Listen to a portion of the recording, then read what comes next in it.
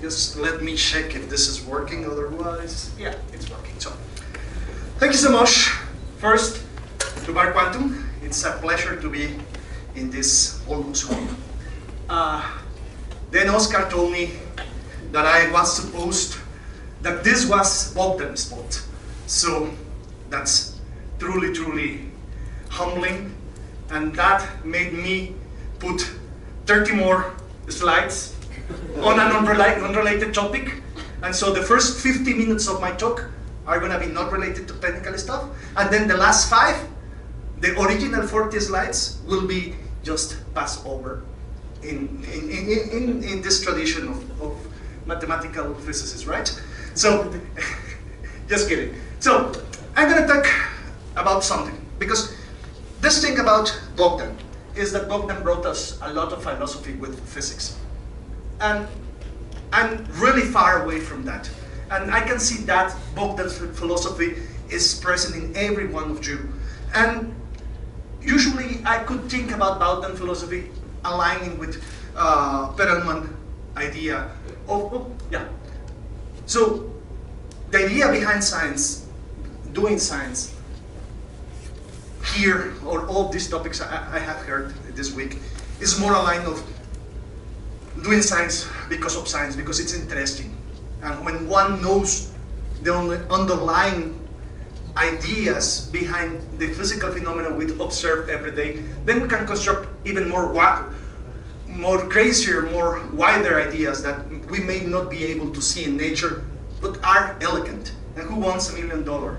When you can do that, right? When you can understand the theory, when you can understand the infinite, what's the meaning of money? And that's great. We need a lot of people like you, but sadly, that's not what we do. So now seriously, our motivation is that the future is quantum. The motivation in my group is like, oh, what happened? Now seriously, the motivation in my group is that the future is quantum. We're in 1992, IBM and MIT joined a venture to push for circuit quantum electrodynamics qubits for a quantum computer. And we know have that the result of quantum compute is based on superconducting systems everywhere, right? Everyone is working with them. They just launched a 52 qubit thing, and that's just the tip of the iceberg. There's a lot of more behind that. The latest report is that, the latest report in 2018 is about 2015, because it's a lot of data. So McKinsey, a consulting firm, just analyzed the data from 2015, and this word here is super important. Non-classified. So the non-classified money, so the money that can be made public, not defense, not army, not these things. The public money that went to quantum technologies in 2015 was about 1.5 billion US dollars. And that's the one that is publicly accounted. For example, China has a public accounted budget of 220, but it has, people believe that it has around 1.5 billion in classified projects. So there is a lot of money to be made in quantum technologies. And basic science, especially in our country, is going a little bit down, underfunded. So the push in my group is for our students to move into this type of level, to push technology, to do startups, to use basic science, so they can fund us. Because there is still a lot of old people that we are not going to move into this, but we want to keep doing basic science that can help this, right? So I think that that's the push in that. As an old man, I can tell you, please see this, use your ideas to generate money, because we are gonna need it, the old guys. So because we need to push forward newer generations of physicists doing quantum things. And thank you, I love you too. So, and system is a big ecosystem. It's not just quantum computing, it's not just quantum mechanics. It's communications, it's measure, it's sensing, it's quantum networks. And what we do, what we want to do, what we want to push in our group is precisely quantum networks. But there is a lot of things that are going to be needed. Repeaters, memories, annealers, algorithms. So there is a part of software, there is a part of hardware, there is a part of consulting, there is a part of a lot of things that you can do if you have the technical knowledge. And it's our job to give you the technical knowledge, and I hope that you feel grateful that the technical knowledge made you $1 million and you give us back, right? So, in our group, as I was telling you, we do hybrid devices. We work with both classical and quantum systems, and sometimes we put them together. Today I'm going to talk to you about one of these times when you get a mean field approximation on a quantum on optomechanical system, and we try to do networks. And this is a very cartoonish, a very simple cartoon of a network. So you have computers, quantum, or you could have classical computers, and you need to put them together, otherwise it's useless, right? So you can do a lot of things with one computer in your room, but then it's even more wonderful when you put it together with another computer on the other side of the world, right? And you can do that over space, or you can do that over landlines. But you need a lot of things. You need to get electrical signals out of your computer into free-flying photons. So you need transducers here. You need to get entangled photons here, so you can get them down here, down there, and create a quantum link. You need nice, compact fibers that don't lose information or don't do crosstalk between them.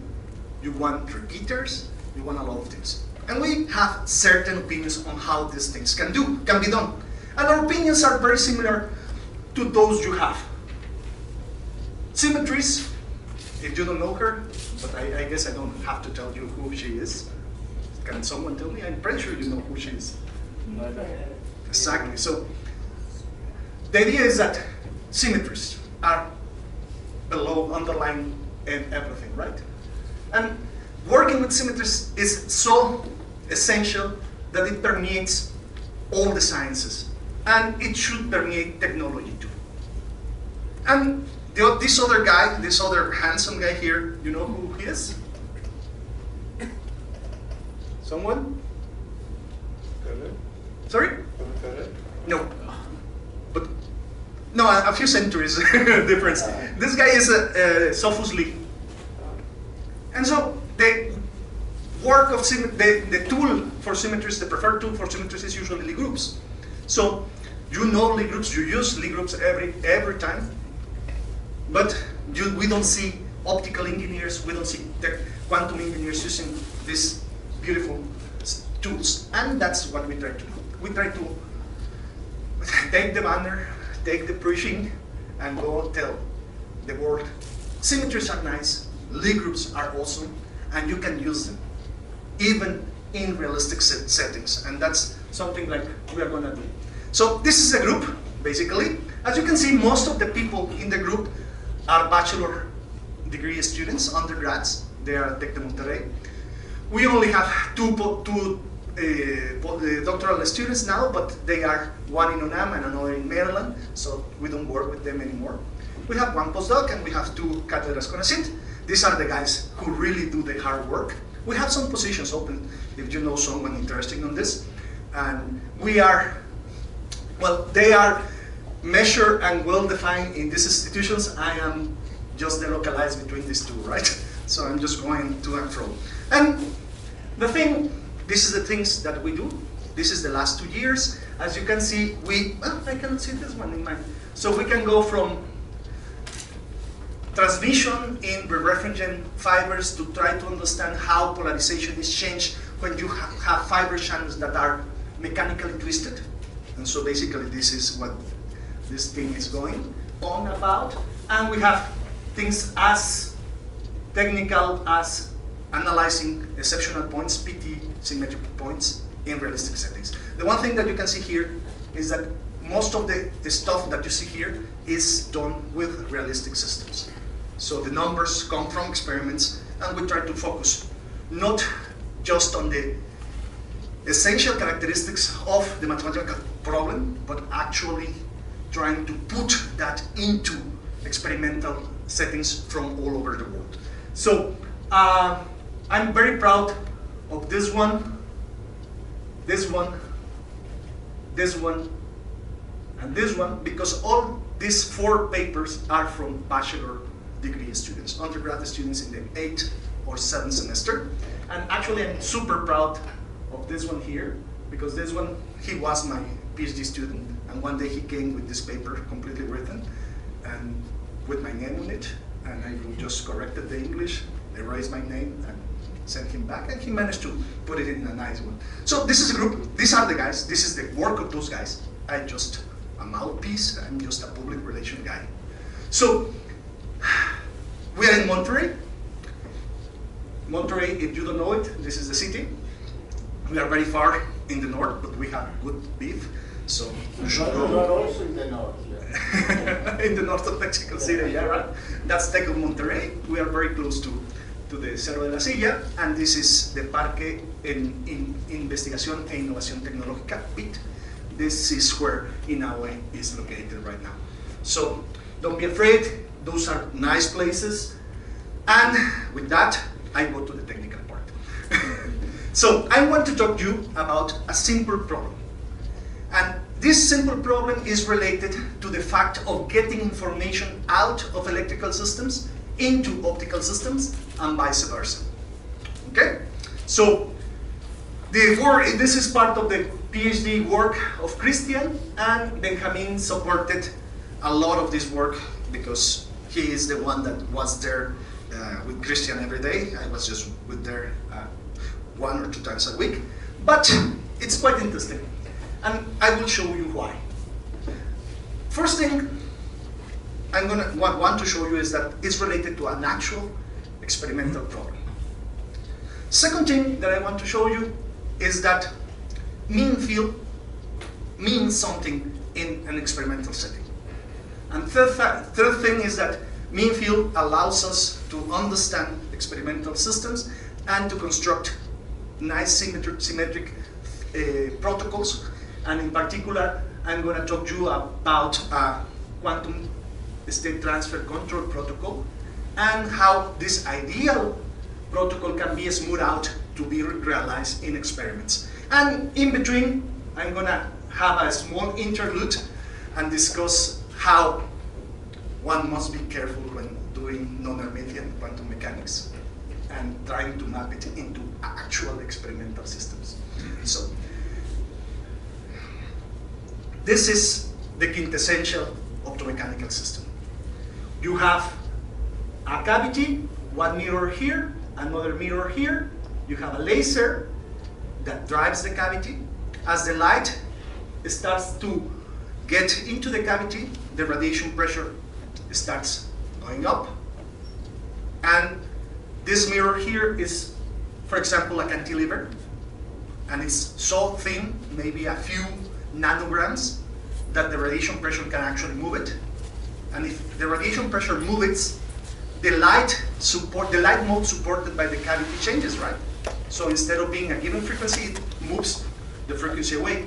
And so the transmission of the cavity moves, the field starts leaking away because the pump is a fixed frequency, right? And so the radiation pressure slows down and comes back, right?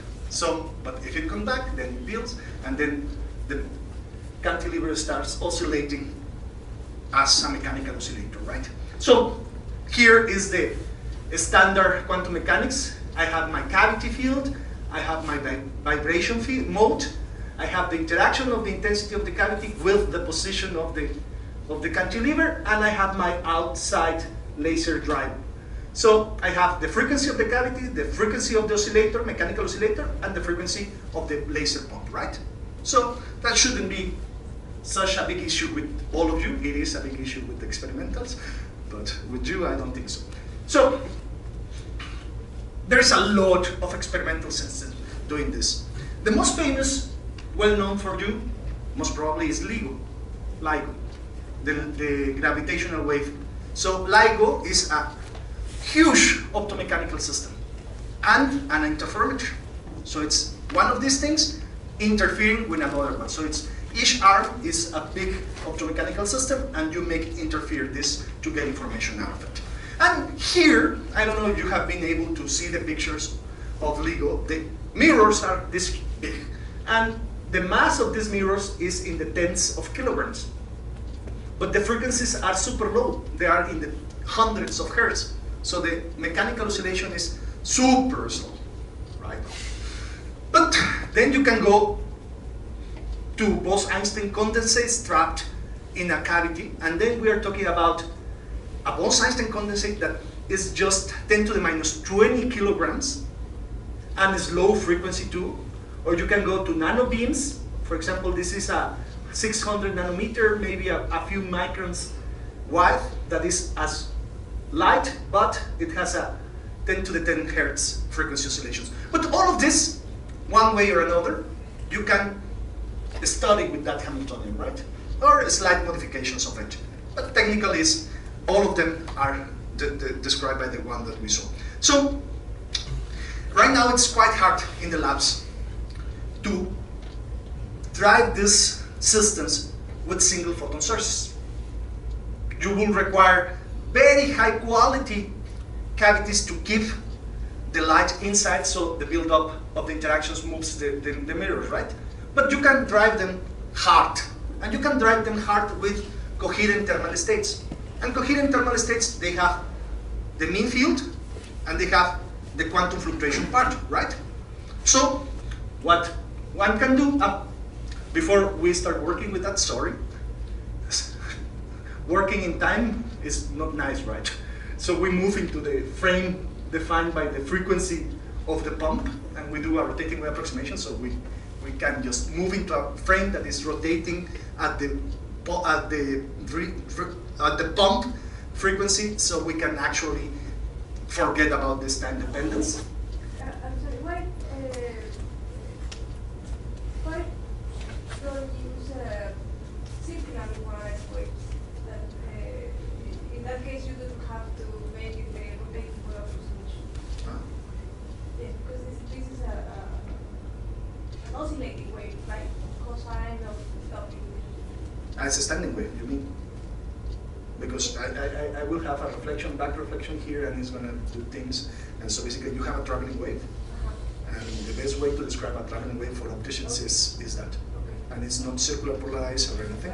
It's just a traveling wave. You have a laser, and you don't have, even though you have a mirror here, the back reflection is so small that it doesn't use any standing wave, nothing.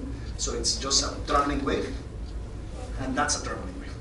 Just the cosines, because we like fields, we don't like e to the ikx plus. Just like that. So, what I was telling you, it's very hard to drive the systems with a single photon or two photons. But it's very easy to just turn on my laser, and this emission state of a laser is going to be a coherent thermal state. So I will have a mean field part, the coherent part, and the thermal fluctuation part, that is just a quantum fluctuation. So my laser, my driving laser, induces a mean field approximation in my system. So I can do a mean field over this thing and split it in two. The mean field part, the semi-classical part, and the quantum fluctuation part. The dynamics of the mean field are here, and you see that I already put something by hand. The real world is not so nice as the ideal world, and it usually has losses. So the mechanical oscillator is not isolated from the environment, and it has losses. The optical cavity doesn't have perfectly reflecting mirror, and it has losses, right? So the mean field is going to see the losses. The quantum part is going to see the losses, but if I write it in a Hamiltonian way, I cannot include the losses there, right? But this is the thing that I want you to keep in mind. So we are starting with an idealization of my oral systems. We are doing ideal useful representation, mean field approximation, mean field. But this one is related to experiments. And so, one thing that happens when we have losses and drive is that losses and drive compete, right? Because remember, I have that driving field outside, right? So if I don't have the driving field, I prepare my system in a state, and then it goes to vacuum because of the losses, right? But my driving keeps putting energy in the system, so the driving and the losses start fighting with each other. And so it's a good question to do to myself, what will happen?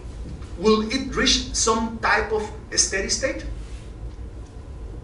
And the mean field part is very simple to answer. It's very nice, and it answers for us, right?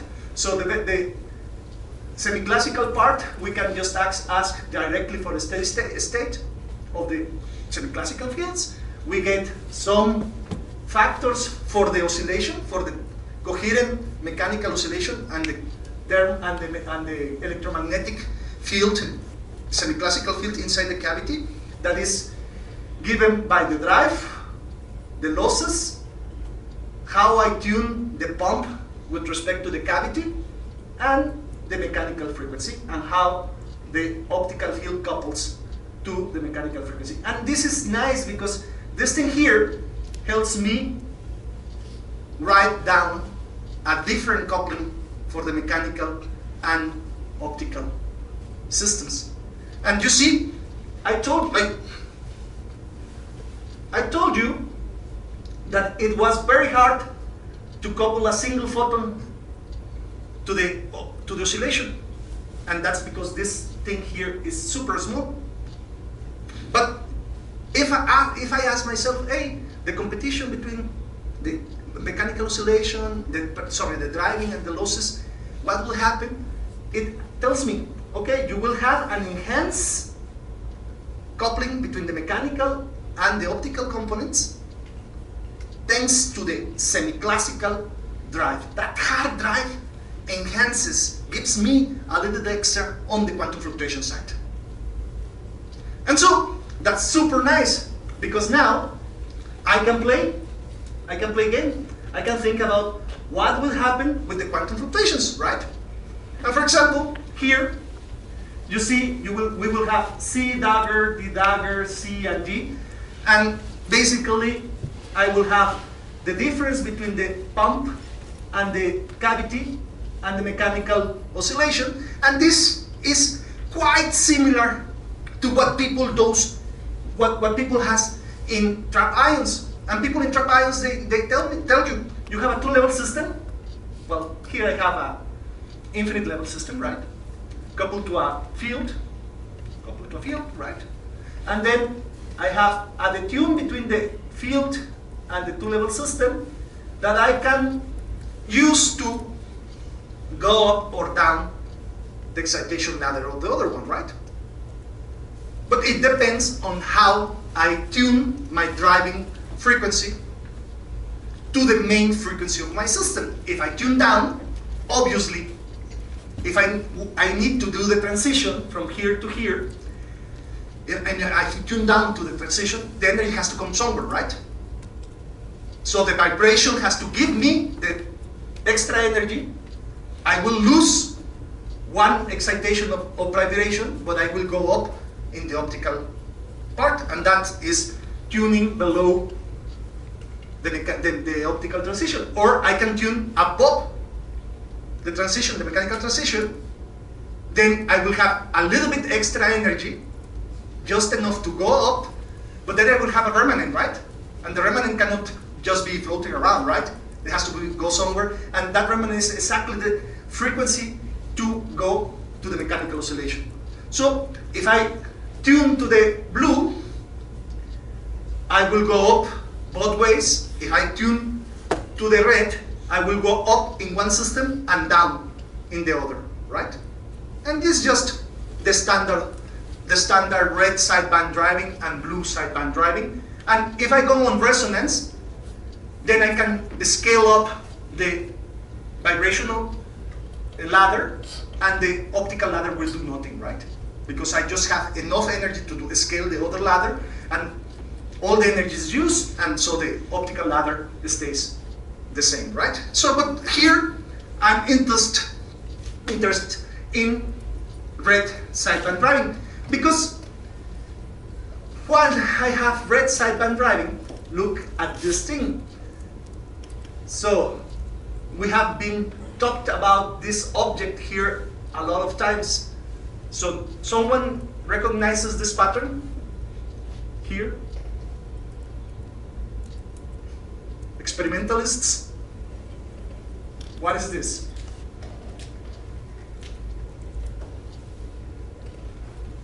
Someone? Come on, guys. You can do it. What is this thing here? If you were in an optics laboratory, what is this thing here? Both are bosons. No, not ion trap. No. Think now in the optics in Victor laboratory, in Sarah's laboratory, full quantum optics, 2 bosons. What should? That's a beam splitter. This is exactly the same Hamiltonian for a beam splitter. Thank you. Who was? Thank you. So basically, if I go to red sideband driving, I have a beam splitter. And the nice thing is that in a beam splitter, I can get energy from one mode into the other mode, right? And that would mean that I can transfer information between the vibrational mode and the optical mode. And remember, I told you, I want ways to get information out of my electrical systems.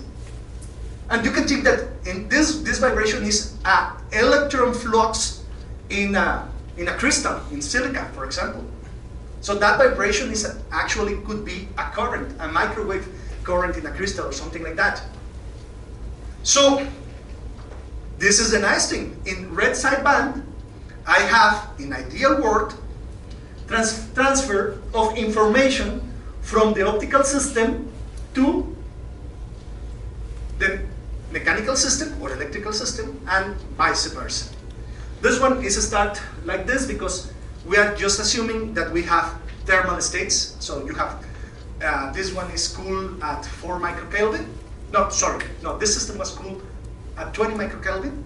And so basically the mechanical oscillation is super small, and the optical oscillation should be super small, but the guys in the cryostat didn't manage to get down the temperature of the waveguides for the microwave field. And so basically they have 20 millikelvin for the, 4 Kelvin for the mechanical and 20 Kelvin for the optical.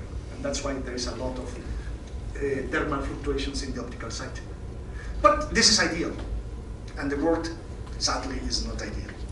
So the world has losses, and usually losses are different because we are in different sides of the spectrum. So we are in the kilohertz range for the mechanical oscillation, and we are in the terahertz range for the optical oscillation. So the systems lose in a different way. And so I will have incomplete oscillations, and I will have thermalization between the two. And that's expected, right? So while in an ideal world, I will have complete state transfer with all the energy and the coherences. In the real world, I will have partial energy and partial coherences. And I will have a limited time to do it.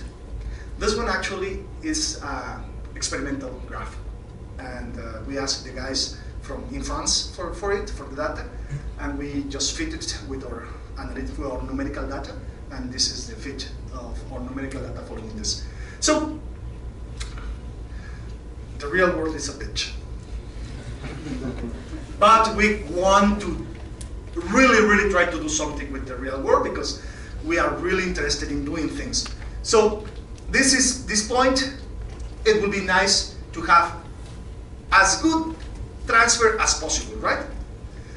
But then electricity is 60 hertz, temperature fluctuates in the lab, then a pulse goes out and it causes vibrations, then some student misalign the system, and deviations in the system parameters start to occur, right?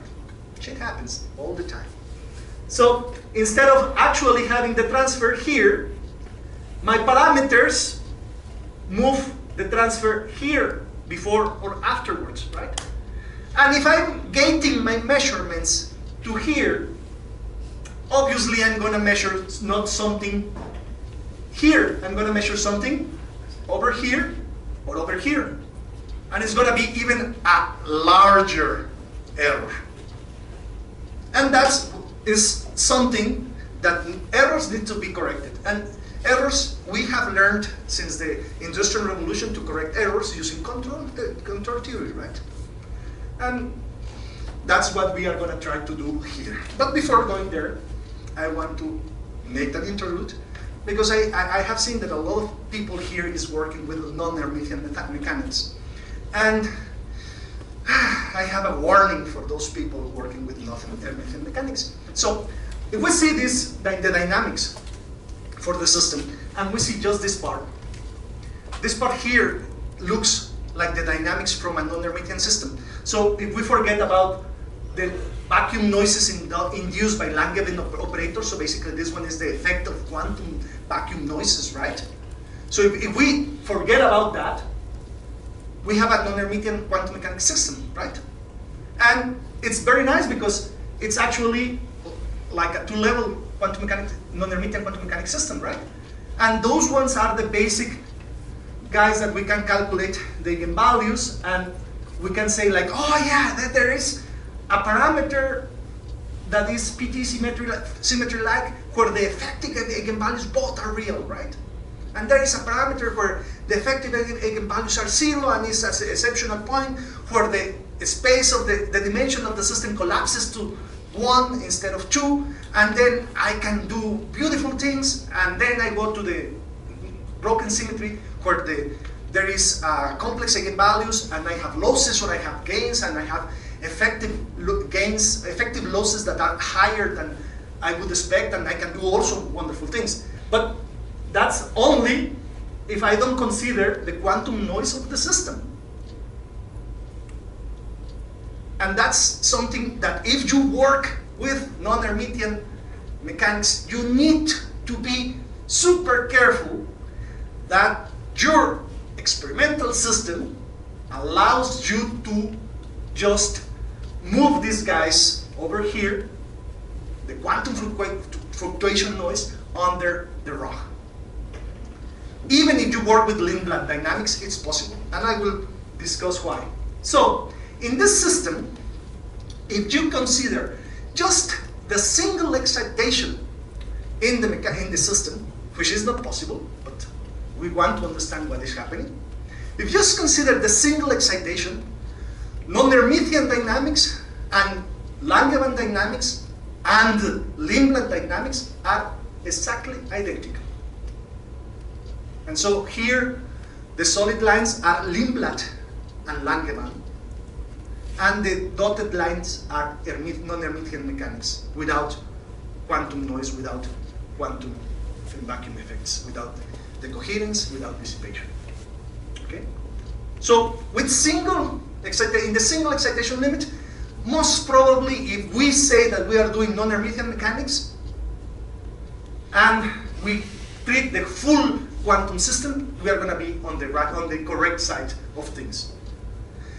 Sometimes, if we have separable states and one of the system starts in the vacuum state, the dynamics for the observables are identical, but not for the correlations. So, whenever we move to more excitations, we have to start being careful what we are predicting. So it seems for us that as long as you stay like this, you can play and say, okay, my non-Hermitian prediction will be okay because it's coherent with full quantum dynamics as long as I look at intensities. The instant I want to look at faces or correlations, I'm out of the way. But then, what happens when I have correlations from the beginning? So what happens if I have a known state, the superposition of n0 plus 0n, right? Well, then non-Hermitian quantum mechanics starts providing me with the wrong answer for everything. But it's still, you can still salvage your results. Long time, for the broken part, they tend to give the same result for intensities. So, and everything is just because Lindblad and Lindblad dynamics erases coherences and erases excitations. And non-Hermitian dynamics, as it is, it only gets the norm of the vector down. So that's the difference. So non-Hermitian dynamics preserves interferences, preserves coherences. Full quantum dynamics with losses or gains induces or takes out coherences. So that's the interlude. And my thing is that don't worry if you do non-Hermitian dynamics, because actually the numbers in this system, the full quantum prediction, the values predicted by the PT dimer actually tell me something. If I am in the PT symmetric regime, I will have the state transfer.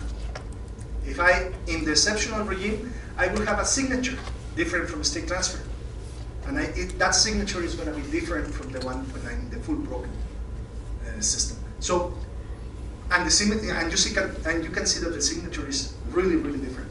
So, even though doing PT, doing non-Hermitian dynamics with entangled states or with non-separable states and things like that outside of the single excitation regime may give me the wrong approximation, it can help me predict correct values when these things are hard to calculate. These ones take a lot of time to get full quantum. This one is like almost 6 or 7 hours running in Lindblad, and it's faster in a Langevin solver that we have.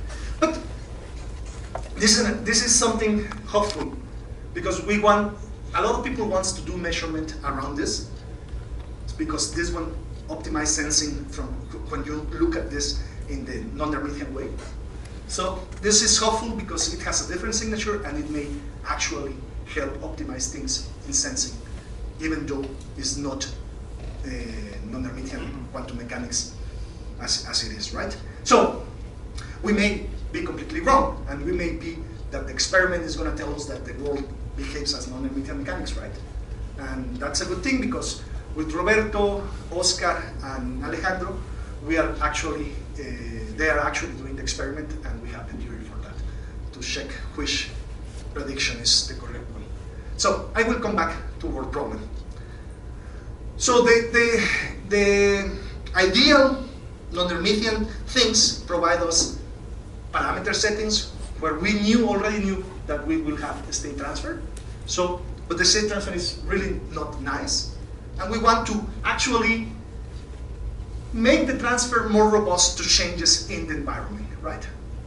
So we don't want for the transfer to occur just in this point. We want to be to have a little bit of a leeway to maybe measuring here or maybe measuring there, and obtain a similar excitation transfer. We are going to pay a price, and the price is that we are going to change the coherences, right? Because we are going to induce a new set of coherences in the system. But we want the energy out, and we are going to try to do that. How are we going to try to do that? We're going to do it using an old as hell method. So from the group of Vitanov, they discovered that if they have a qubit and they induce noises in the qubit, in the qubit parameters, they can actually bring the qubit to the state they want using just phase pulses, phase sequences. So they show that you can use odd sequences of phases. So you start in a phase, then you change the phase, and then you change the phase again. And by the end of that sequence, you will get as close as possible to the system to the state that you want to get, even though there is a lot of noise in the system.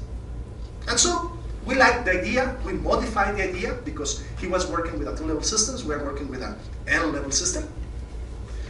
We did the math, boring. We optimized the numbers, boring. But the nice thing is that you can see the effect. The first block sphere here, you start in the down, You start with all the excitations in the optical system. You have losses, so you get inside, but you have, for example, here we reduce the coupling factor. So instead of having the coupling factor that we expect, damn it. Sorry. Demonios.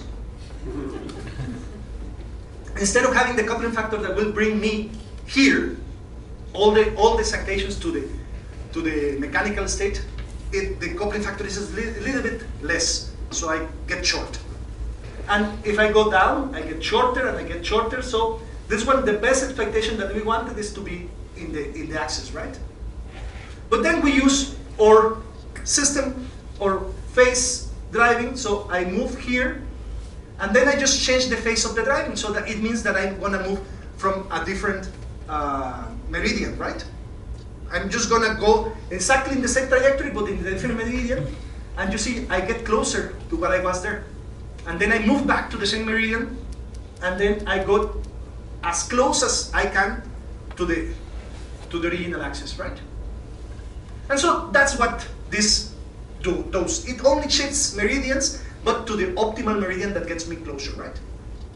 Well, the third one, this one has up to 10% noise, random, on evolution in all the parameters of the system.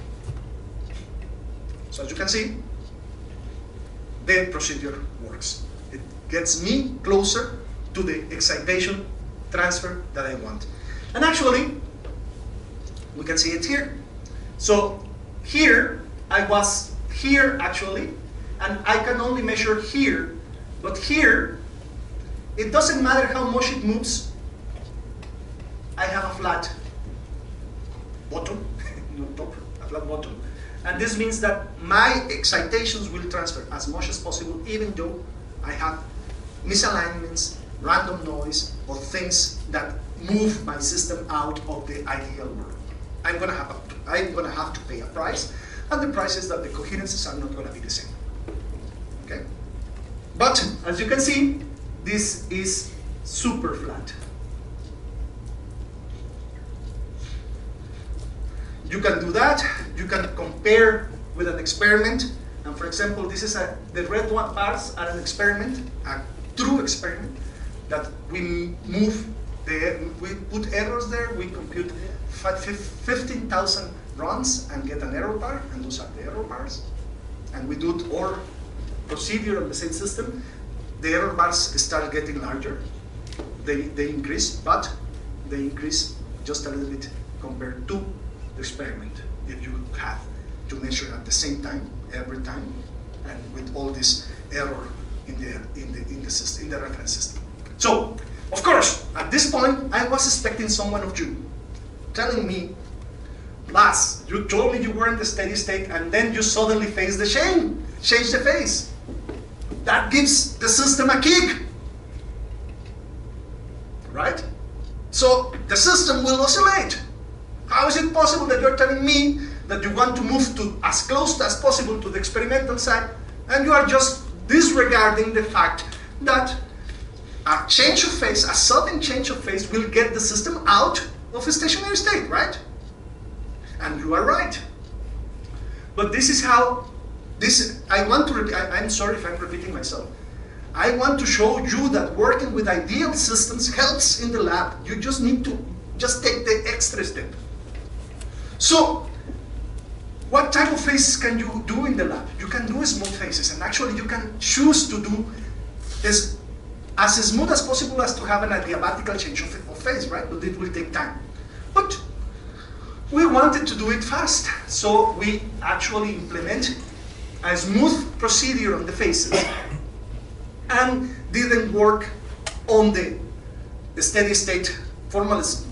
Actually work with the full dynamics to see if smoothing out the faces, not adiabatically but fast because dissipation acts really quickly, right? Works or not, and it seems that it works. And we get what we expect. As soon as we start changing the phase, the system, the semi-classical system, gets out of a steady state. It starts oscillating.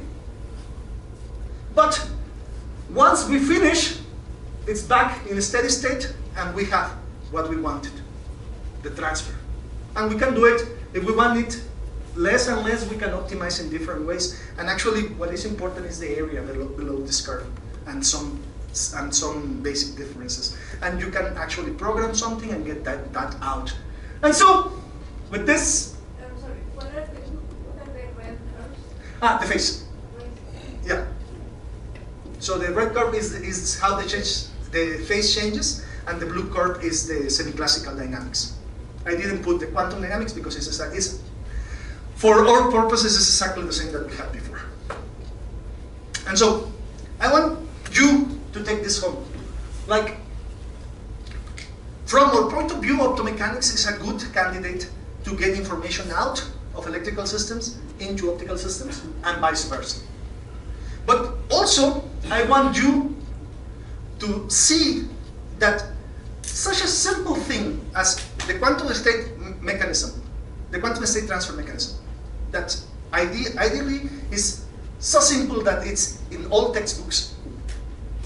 In real experiments get complicated. But we don't have to be afraid. Like symmetries, and this is all about SU2 symmetry underlying the mechanism, the transfer mechanism, allows us to do a lot of things. And if we look at these variation changes, we can actually produce interesting control tools or tools in general that the experimentalists can get into the experiments. The story behind this paper is that it started, we submitted.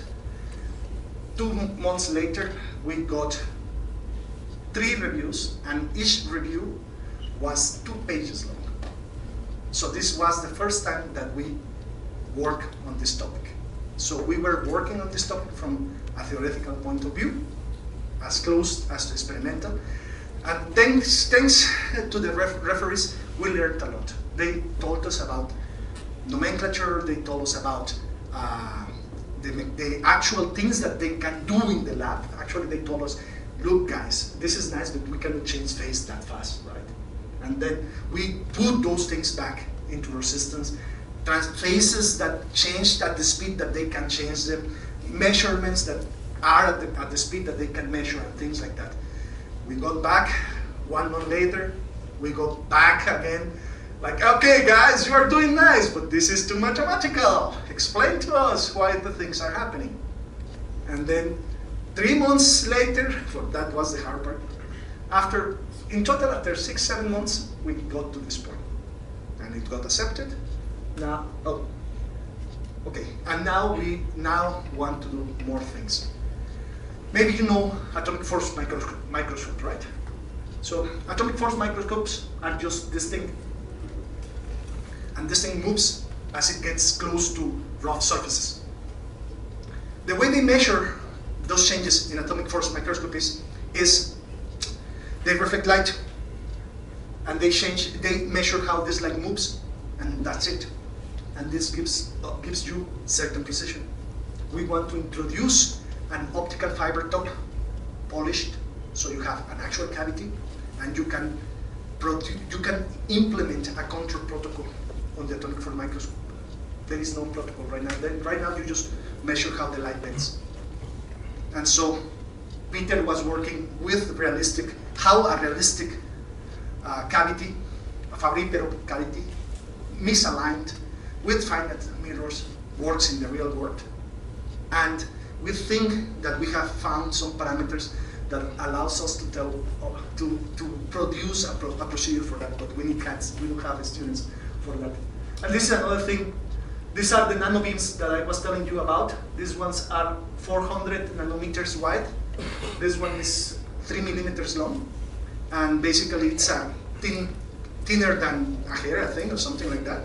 So the holes that you see are the holes that Professor Rabinovich told us about, these periodic changes. Oh, Victor told us about. He's sleeping, don't disturb him. These are the holes that Victor told us about. And then if you induce a change in that holes, you produce a defect. So basically you split the band and find that the spectrum point appears there. And so in this case it means that if you put an electric field, it will localize around that defect. But these things are 10 nanometers wide. So if you put a field there, it will heat up the material, and the material will start to oscillate, 3 volts of oscillation. This one is console. This one are the electric mode supported for the system. So now we want to use what we know about quantum, and it's the same Hamiltonian. So we want to use what we know about this and the controls to do synchronization on nanobeams. And this, Oscar Painter, he fabricates these systems in Caltech every day, right? So this is coming, and everybody put a cartoon at the end of the slides. We are not nice. We are killing machines. I disagree. Not all of us have the same look. So, I don't know. Mine is blue. Yours is blue. Okay, perfect. Well, at least it's not green. So that's something too. But so we are mercenaries. We want our students to move into industry to pay for us in the future, and it's nice to do that doing basic science, because this is basic science, just looking at experimental systems. And as good mercenaries, we want to work for people, right? So we have our things, we have our syndicate, we have the things that we want to do, but we are mercenaries. We come to these places to learn about what you do, to bring them to the optics lab, to bring them to the optomechanics, to cavity QED, to circuit QED, to trap ion QED. So, But don't forget the supermarket things. the supermarket things. And ta-da! You can find this in this paper. This is Christian's work, his work, and I want to invite you to the quantum optics workshop. This year is going to be about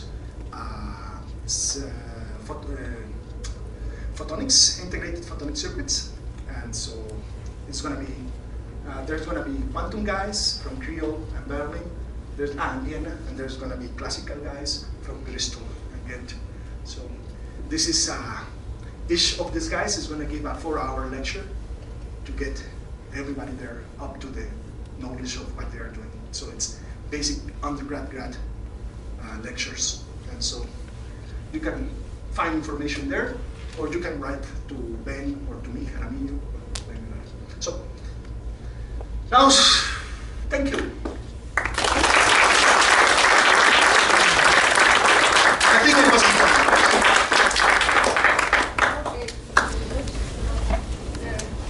Time for questions. Yes. Question regarding the exceptional forms. Oh, Yeah, so how will you get them in the laboratory? Your experiment. that's a very good question. So basically, the experiment that we are doing right now, it's a beam splitter, but it's a photonic circuit beam splitter. So if you deal, basically the dynamics is exactly like that. So with a photonics beam splitter is basically the figure at the end. Oh, sorry, I think I completely missed it. So the figure at the end is basically a photonics beam splitter, and what you can do is that you put a thermobar below the channel, and with that thermobar you control the losses. And this one there. So you can put a wire somewhere here, so you can control the losses in that, changing the refractive index. Or you can put it here. I think that ours is going to have it here, because then you will have relative losses in that bend, and that's how we will try to tune the losses in order to get to the exceptional point, or close by. At least we hope that at least we can see that this thing that in the PT symmetric phase you have eigenstates that are the PT pair of each other, and then you don't have it. At least we hope for that.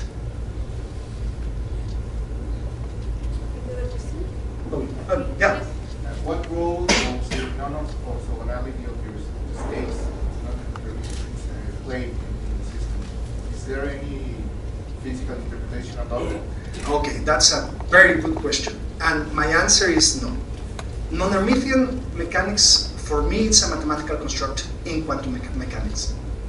And so, if you do it, if you induce losses and gains and treat them correctly by Lindblad or Langevin formalism or even Fokker-Planck formalism, then you don't have these issues. So, for quantum, it makes no sense. But for classical analogies of quantum systems or single excitation analysis of quantum systems, then you should be able to see these projections, but you should know in advance what to measure to see it. And one of the alleged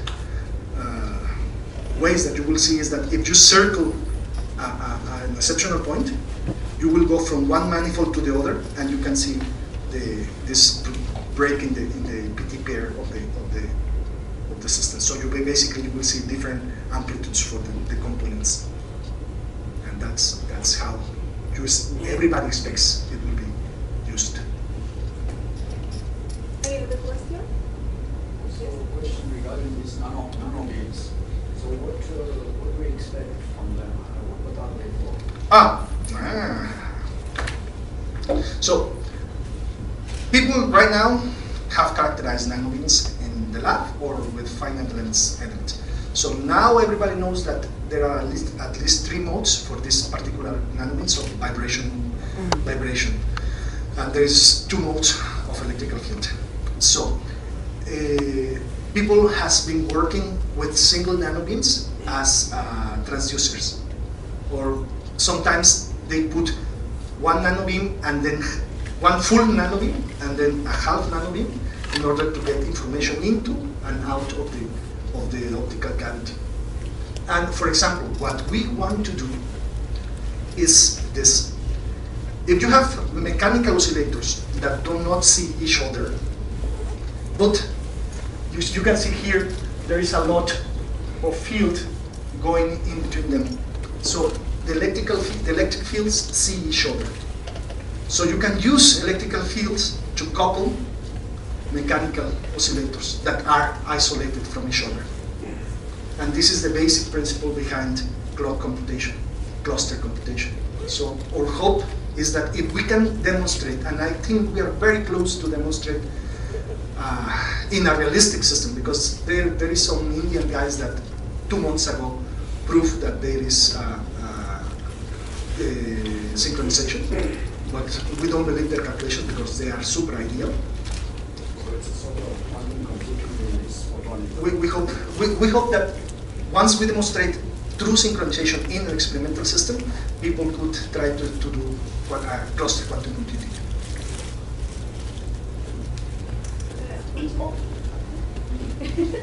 Is there any relationship between your nanobeams and some kind of surface plasma? It could be. You can have I don't know. That's a hard question, because once you start to vibrate the metal medium for plasmons, you will also change the properties of the plasmons, and plasmons decay super fast. So there should be, because it's the same system, but the problem with plasmon is that it decays super fast, and my intuition would say, like, if I move the medium a little bit, it will decay even faster. I'm not sure. It's just out of the stomach. Any other intervention? If not, let us thanks again. Blas. I'm not sure what's the plan after lunch, but Yeah. I'm gonna be, if possible, I'm gonna be at my office. So if someone has, because for example, I would really love to talk with. Okay, she's gone. I know, so let me hear. And also with try to put something together, or if someone thinks that has an optical system or a waveguide system or something that we can try to work, I think we will be there to talk and discuss and